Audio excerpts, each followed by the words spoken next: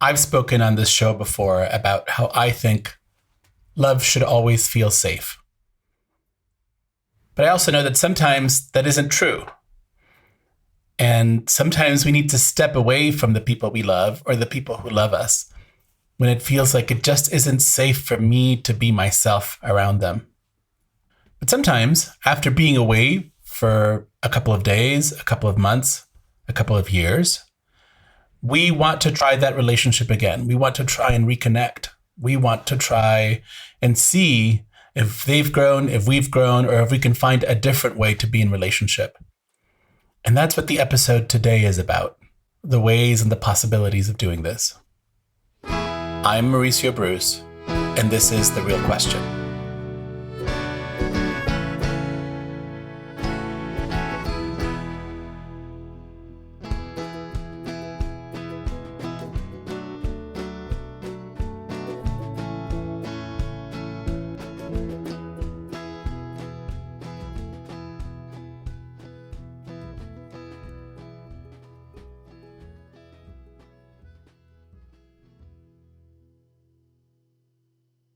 Hi, Brandice. Welcome to the show.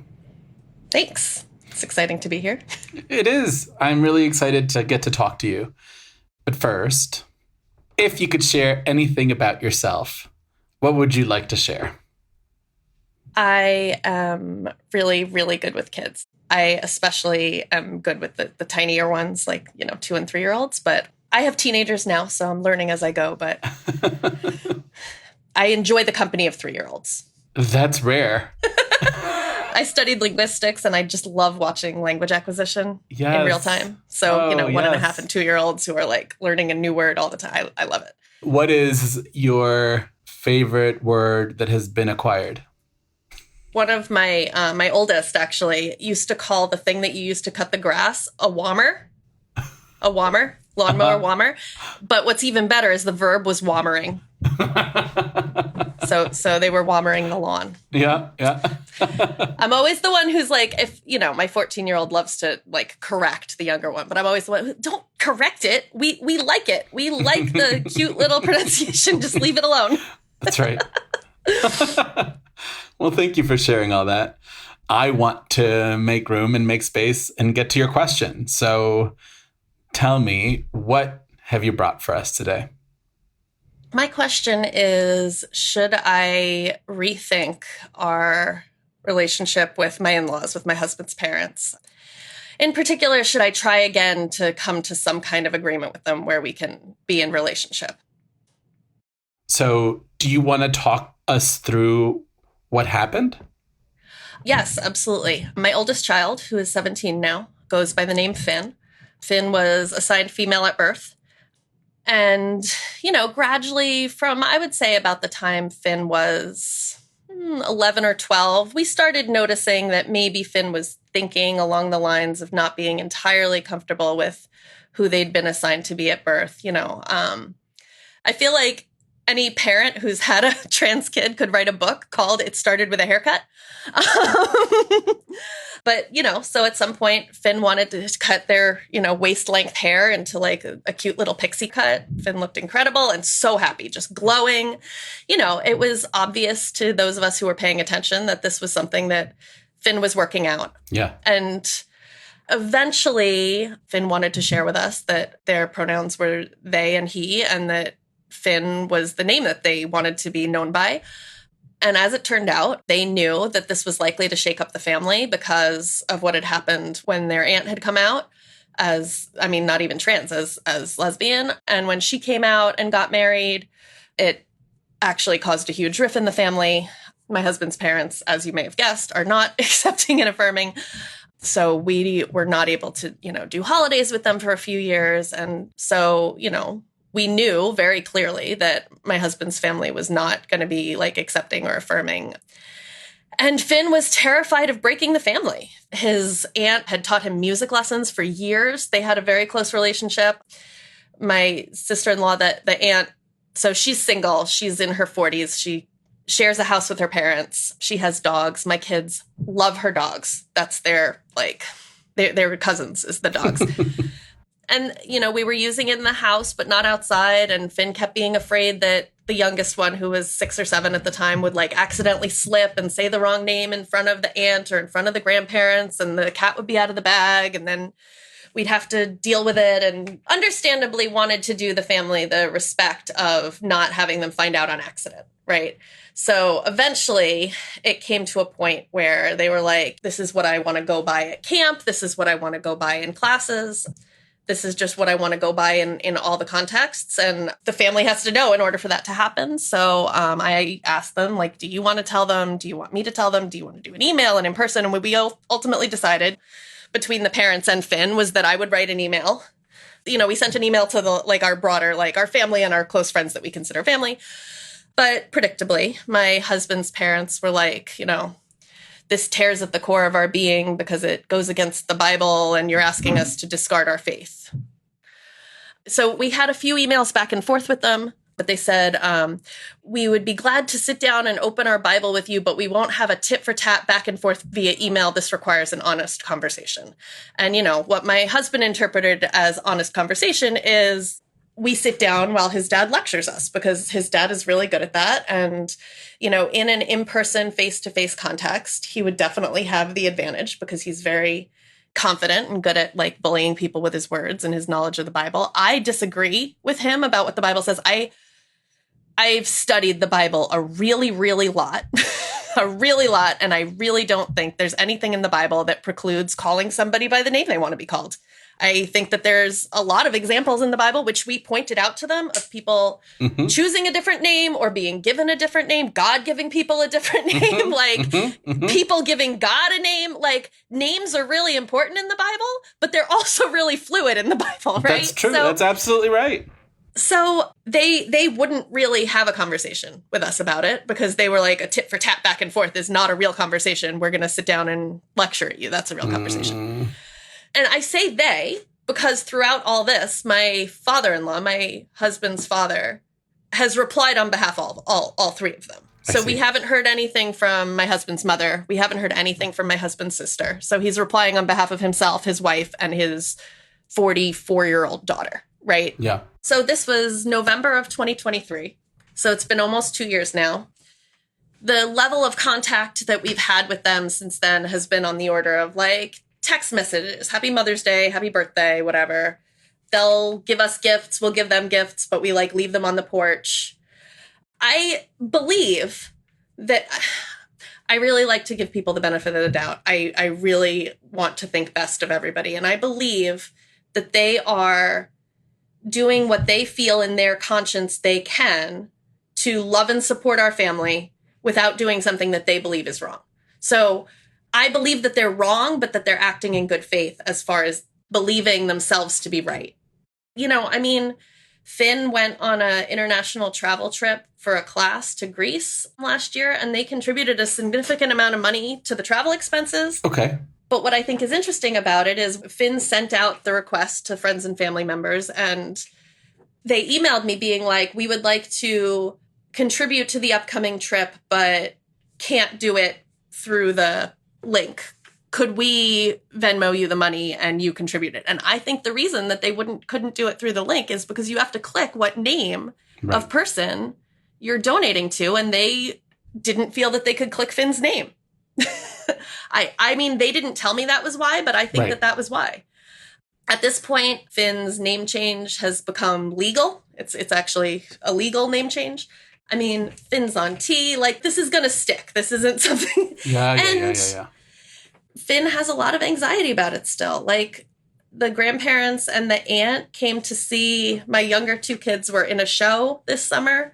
And the grandparents and aunt like came to see the show. But, you know, Finn was helping with backstage stuff and was like having a panic attack just knowing they were in the building. Yeah. So it's clear to me that there's no way short of them like having a full turnaround and like coming to Finn in tears being like, we were so wrong and we're so sorry, that Finn is going to feel okay with the level of relationship we had before. There would have to be serious repair. There's been a really bad breach and there would have to be serious repair. And I don't see that happening. I'm sorry, that was a really long. You're all good. You're all good. I'm just going to jump in. Good. Do it. I am so sorry all of this is happening. I am so sorry that this is happening to your family and to Finn. It happens so much. And it is so much to deal with. On the other hand, I am so grateful and so proud that you are able to hold that space for Finn, to walk through the discovery of who they are, and for you to hold that space for them to discover that safely. Having said that, and having walked us through all of that story, having even heard that image of Finn backstage having a panic attack because their grandparents are in the audience, I'm curious, why is the question, should I rethink our relationship with our in-laws? What is motivating this? Why are you even considering it? Mostly for my other kids. For the other kids and for the sister-in-law. So Anna, like I said, she's unmarried. She's in her 40s, but she's very much kind of like, I would say, like under their thumb. She doesn't have much of a social life. She kind of has her parents and her dogs, and that's pretty much it. She was really, really close to her sister before her sister got married to a woman, and they're not close anymore. I know she's lonely. I know that she has really low self-esteem. I know she has like a lot of things that she needs to work on, that I'm not the person to fix them for her. But I also know that we were, a valuable presence in her life. And I'm sure she misses that. I also know that she was a valuable presence in my kids' lives. That, like I said, she taught Finn, how to read music and how to play the recorder and the flute. And Finn eventually went on to play the violin and was like so far ahead of like any beginning student just because of the previous experience that they'd had with just like learning how to do music.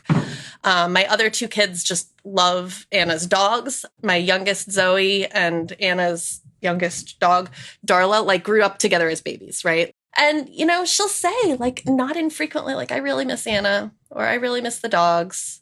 I mean, she understands. Like, my younger two kids are so loving and affirming and supportive of Finn. Like, they would totally defend Finn however Finn wanted to be defended, or maybe more than Finn wanted to be defended in any context, right? Yeah. But they miss having those relationships. I had grandparents in my life growing up who took me camping and did all that kind of stuff. I think it's beneficial to kids to have people of all ages in their lives. I mean, we do have people of other ages in our lives at summer camp. Finn will refer to some of the adults at summer camp as like the camp grandmas or whatever. But camp is not all year. There is something to be said for like the people that you're connected to by blood. Yeah.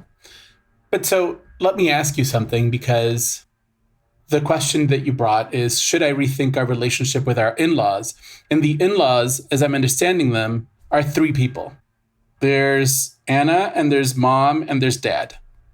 So those are three different relationships. And I understand by the way you talked about in your story that all the emails that you've received have come from one person, sort of answering for all three of them.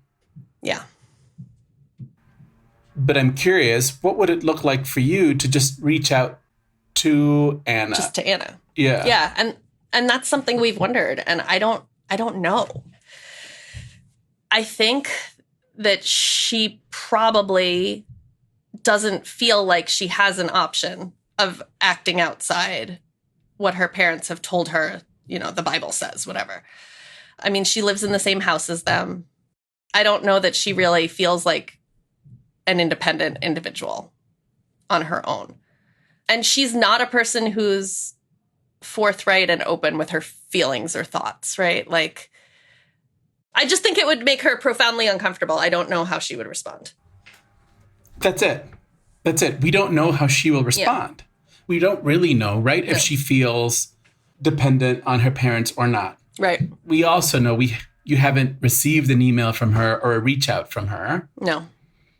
But we don't really know if you reached out, if you invited her to go out for coffee, if you invited her to meet you at the park, what she would say. It's true. I do not. Could we explore that, or would that feel dangerous to you? It doesn't feel dangerous to me, but my fear would be that it would feel dangerous to Anna. My fear that it would feel to her like I was trying to get her apart from the herd, I think is the phrase that my husband used.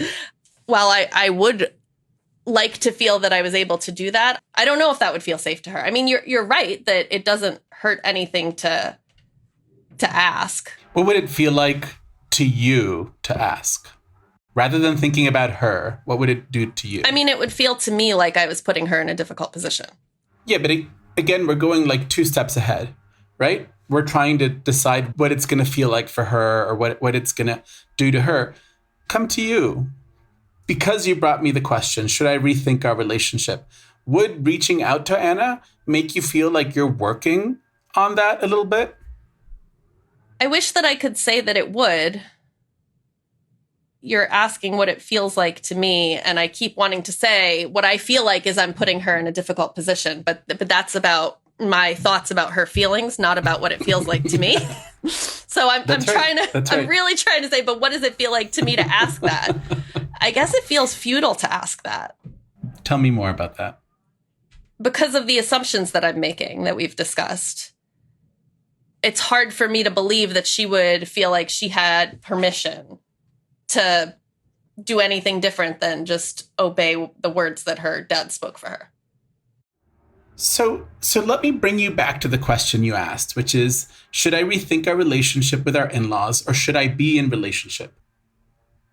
When I hear that question, Brandice, I think that you've put quite a bit of pressure on yourself, because that question makes me feel like you're the one who's holding that door closed.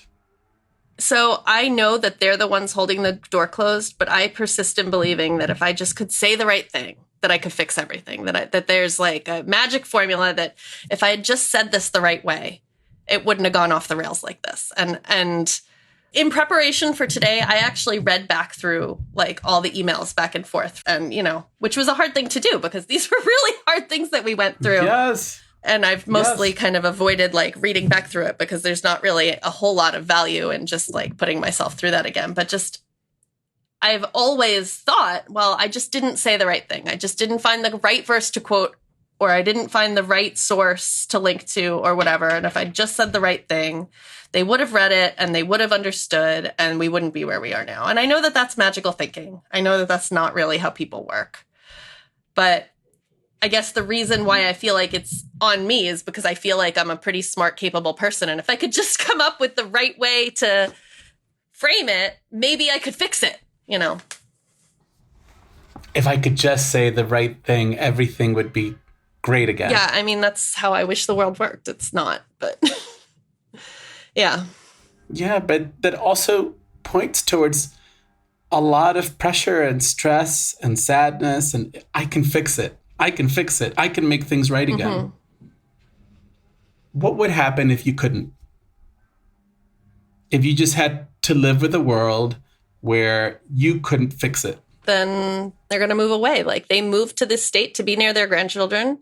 They haven't seen them in like 2 years. They're looking to move away because this is an expensive area to live in if you don't have any particular reason to be here. So they'll move away. Anna will probably go with them, and they'll be out of our lives. And we'll be fine. We have other people. And my youngest kid will still be like, I miss Anna and I miss Darla, and I wish we could still see them, but we'd be fine. When your youngest kid says that, will it feel like I didn't try hard enough? It feels less like I didn't try hard enough and more like I really wish I could make them understand. I really wish that I could say the right thing that would make them love my kids enough to still be in relationship with us. Because to me, it feels like a failure of love. And I know that it's not a failure of love. It's a misunderstanding of love. For them, love is control. For them, loving people means making sure people understand what God says so that they obey God, because that's what love is. But to me, that feels like a failure of love. And I wish that they loved us more. I see some of the space that you've built for Finn. And I see a mom who loves so much that she wants to create a space where everybody can love as much. Yes. Including the in-laws and the aunt and all these who are, in a way, unable to love. Yeah. And so I wonder, as we sit with this and what you just spoke about, can we force someone else to love? No, you can't really force anybody to do anything. You can provide incentives and disincentives to make them choose to do something, but you can't actually make anybody do anything. Yeah, I agree. And so you're sitting here wondering, should I rethink our relationship with our in-laws?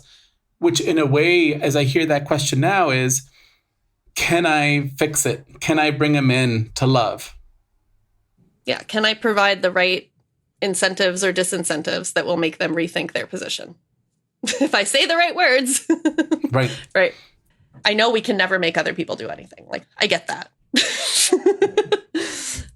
But sometimes you can say things that will speak to people in a new way. Yeah, I understand that. Sometimes you can say the right words. Yeah. And so if we don't push, if we don't force, what's that going to feel like for you?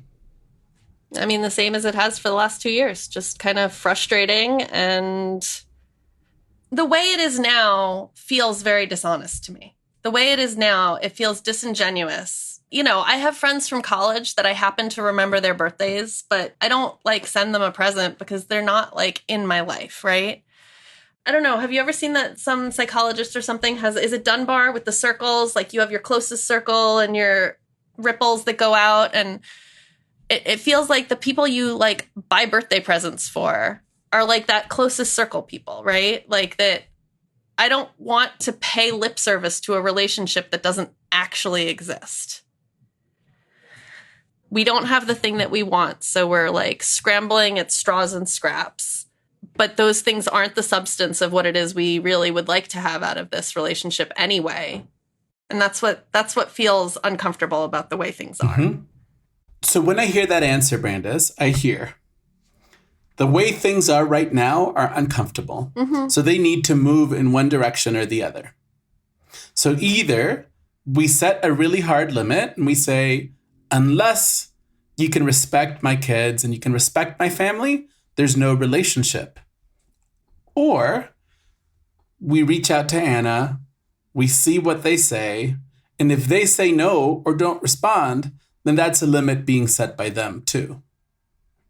Yeah, but I mean, is it really necessary to shake the current boat? I mean, they're not hurting anybody by sending the kids presents, right? Like I said, it feels disingenuous to me. It feels uncomfortable, but I know that something feeling uncomfortable doesn't necessarily mean that it has to change. Sometimes things just are uncomfortable. I do like the idea of trying to reach out to Anna. My husband and I have discussed that and haven't really come up with a way that we felt, I don't know, would be respectful to her or wouldn't put her in an uncomfortable position. And it comes back to me feeling responsible for her feelings. But yeah. You've told us what your youngest wants. Yeah. What does Finn want? I think that Finn has had to compartmentalize the hurt and the rejection in order to just be able to be a teenager doing normal teenager things and not crushed by it. I think that being a 17-year-old and trying to graduate from high school and think about colleges and having a girlfriend and thinking about friend drama, I think that that's enough difficulty for a 17-year-old without pressing too hard on this. So I think that Finn wants is to not have to think about it. And I think maybe part of what makes the text messages and stuff uncomfortable is because it means we all have to think about it every month or so. I think that that's what feels uncomfortable about it is, you know, they send a Mother's Day text or they send a birthday text or they tell us they're thinking about us. Or, you know, last summer we went to Europe and my father-in-law loves photography. He loves taking pictures and he loves history. And that was a love that Finn and him shared. And there were a lot of times during our trip to Europe last summer where Finn would take a picture and be like, Grandpa would love this. I really want to send this to Grandpa. And I think when you're pushing on, okay, what feels uncomfortable about this? It really is that like, it would maybe be easier to just push it to the back of your mind and get over it if they weren't. I don't want to say this in a negative way, but I don't know a positive, like it reinserting themselves constantly by reinitiating what to me feels like a fairly meaningless conversation or contact. Letting Finn go through his day-to-day, not having to wrestle with this right now, is what is most loving to Finn right now. I'm less sure about what's most loving to my younger two in this whole conversation.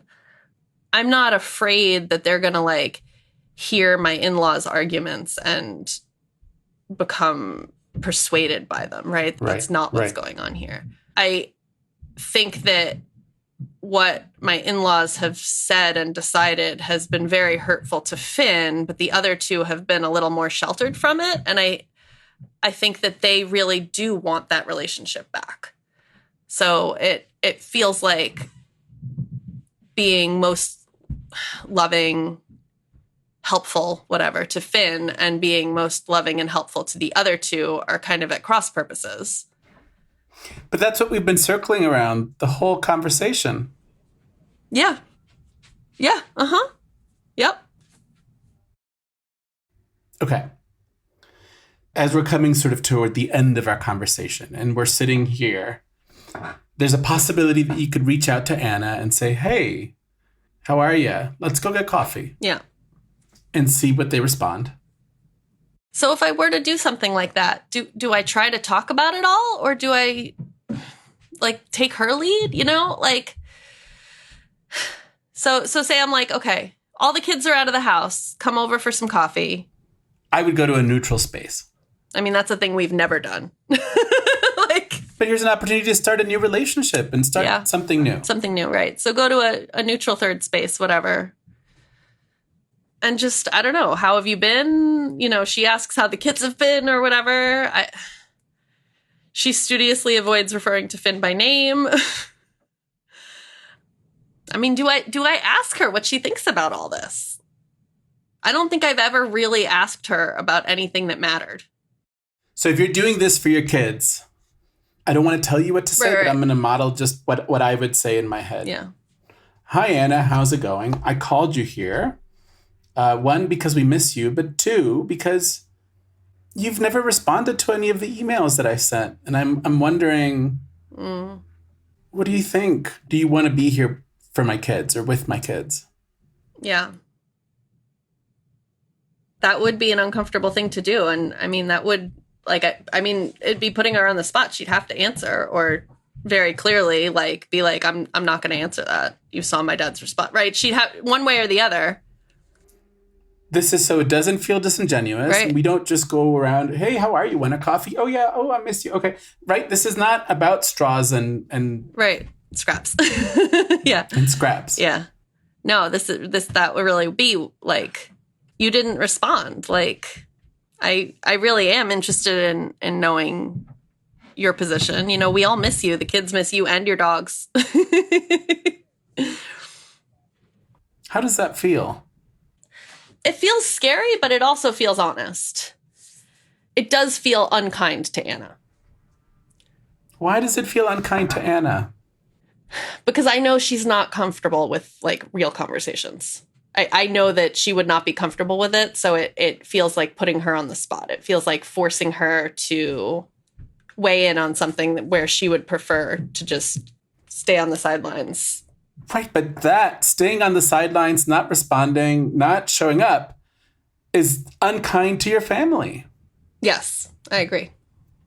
And so by protecting Anna, by saying, oh, this is unkind to her, in a way, you're letting her get away with what she's doing to your family. Yes, that's true. So either we open the door fully or we close the door, but having that door sort of halfway open is just everyone being unkind. Right. Yes, that's true. Which is why I don't like it, right? That's why it's the thing that I don't want to leave how it is. That's right. Is it more appropriate for me to try to sit down with Anna or for my husband to? Because, like, she's not my sister, right? Like, well, I think that's a conversation that you had with your husband. I agree. Yeah. And then you can decide, is it a you two together thing? Is it a brother and sister thing? Yeah. But I think that's a beautiful question. And I think that's something you figure out with your husband. Yeah, I mean, apart from the fact that I feel like it's not fair to her, I do like the idea of trying to figure out a way where, we could at least know where she stands on it or have her in our lives in some way. But I also know that that's vulnerable for her, right? Because if she is like, I really have wanted to support Finn, but I mean, I don't know if she'd say this, but if she said, like, I really have wanted to support Finn, but like, I live with my parents and I don't really feel like I have any options. I mean, guess the thing to do is ask her, well, do you want help figuring out how you are not dependent on your parents? Right? Like, so every time you think, oh, I don't want to do this, it's unkind to Anna. Every time you're pointing the finger out, I need you to turn it and point it back in. The way all of this is unkind to me and to my children and to my family. Yeah. I mean, I guess what does it mean that I am caring more about like other people's feelings than like my own feelings? Like it's That's a whole other episode. Right. It's a whole different question, right? I know. It's true. But I mean, that is part of it, right? Like not hurting other people's feelings by forcing them to confront uncomfortable truths. But you're not forcing them. You're inviting them. Inviting them to confront uncomfortable truths. There's no force here. No, it's true. Do you want to go get some coffee with me is not forcing anything. That's right. I miss you and I'd like to talk to you is not untrue. And then they have the option to say, no, I don't want to, or yeah, I'd really like to. Yeah. And then you can say, I really want to talk about those emails and why you never responded. And they can still say, oh, no, I don't want to. I better leave. Or, right? There's no force here. Right. I mean, she's an adult with her own car. And if she could easily be like, oh, I didn't know that's what we were coming here to discuss. I'm not going to discuss that with you. So let's just to finish, go back to the beginning question, which was, should I rethink our relationship with our in-laws? Or should I even be in relationship with my in-laws? And I'm just wondering, where are you sitting with this right now? That only one person has actually spoken. That person has made it clear that there is only one way to be in relationship with him from his perspective. And so rethinking it is not really in my power to do because either I'm willing to listen to him lecture us or I'm not. But he's set a clear boundary. He's told us what he's willing to do and not do. But that Anna hasn't said anything. And so I actually don't know where we are with her. That if my husband and I haven't reached out to her, it's because we've allowed ourselves to prioritize our perception of her discomfort with uncomfortable topics of conversation and kind of protected her feelings about that over the possibility of having a real relationship apart from like the mediation of her and my husband's dad. And that if my husband and or I were willing to take those difficult steps with Anna, that there might be a possibility there. Okay. And I'll just go back to your magical words. Sometimes things are uncomfortable. Mm-hmm. And when you're in that conversation, just remind yourself, sometimes things are uncomfortable for me, for her, for a lot of us, and it's okay. Yeah. And sometimes as we move through that uncomfortableness, we grow and we learn and we find out more information and we can make different decisions. Thank you, Brandice. All right. Thank you. This has been The Real Question. Our show is funded through our Patreon at patreon.com/realquestionpod. Another way you can support this show is by leaving us a review on Apple Podcasts or wherever you're listening. Reviews help other listeners find this show, so please leave us a review. You can also follow us on Instagram and Facebook at Real Question Pod. And we are always looking for more guests. So go to our website, realquestionpod.com, and submit your question, and maybe you'll be a guest on the show. We love to shout out our BFF tier patrons, Renee Underhill, Amanda Schramm, Christina Igu Brandon and Jackson Paul Keeley. Thank you so much. We are a Not Sorry production. Our co-executive producers are Vanessa Zoltan and Ariana Nettleman. We are edited and produced by Ariana Nettleman. Music is by Nick Bowl, and we're distributed by Acast. Support for this show comes from the Fetzer Institute. Thank you, Brandice, for joining us today. Thank you for being so vulnerable. Thank you for your love. Thank you for the love you show your children and for the love that you're modeling to all of us. And thanks as always to our wonderful team, Julia Argy, Nikki Zoltan, AJ Yaramas, Anissa Ahmed, Danny Langley, Courtney Brown, Casper Turkile, and Stephanie Paulsell. This has been another episode of The Real Question. See you next week.